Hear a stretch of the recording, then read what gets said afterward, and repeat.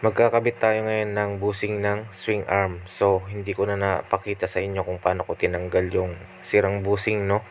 Kasi alam ko naman na alam nyo na kung paano tanggalin itong busing, ano. Yung ginagawa pala nating motor mga boss is ito yung Euro 110, yung kamukha ng Rider J. So, yan na nga, natanggal na natin yung mga sirang busing, ano.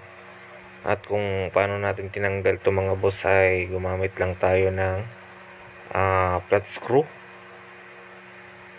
na matulis. Ito yung ginamit ko, yung bala ng impact. So ayun, madali lang naman tanggalin to mga boss eh. Okay, ganito yung diskarte niyan mga boss para mabilis mong mapalabas yung bushing. Gagamit ka ng flat screw, tapos di ba may dalawang layer to, yung goma tapos yung lata. Bibiyakin mo ngayon yung lata para lumuwag siya, and then itutulak mo siya ng bakal papalabas. Ito yung gagamitin natin mga boss, pang XRM na swing arm bushing. Yan, Showa brand. So buksan na natin.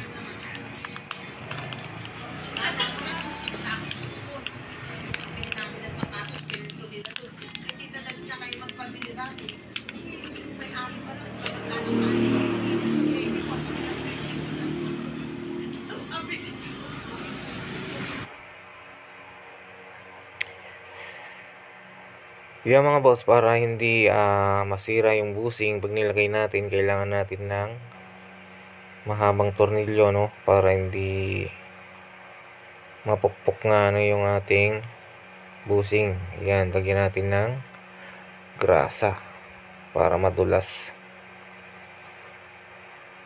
So ganito lang yung diskarte natin gagawin mga boss para hindi natin pukpukin yung busing, kasi pag pinukpok natin yung busing, mayuyupi yung ibabaw. So magkakaroon siya ng damage. So ganito lang yung gagawin natin,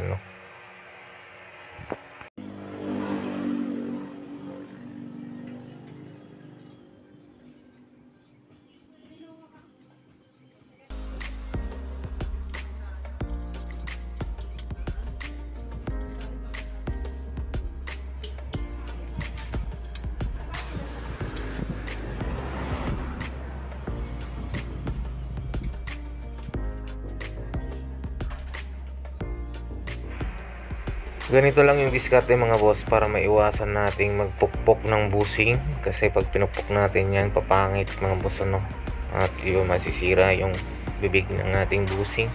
So panoorin mo to. Alright.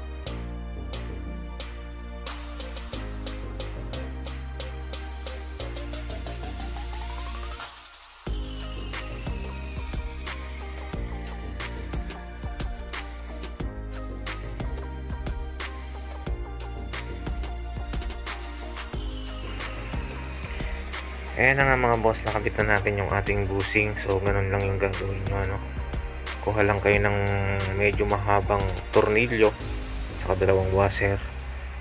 Ayan. So dito na nagtatapos yung ating video mga boss. Maraming salamat sa inyong panonood sa ating channel. Sana ay mag-subscribe na kayo, tinhit na rin po yung ating notification bell para lagi po kayo updated sa mga video natin i-upload pa. Thank you.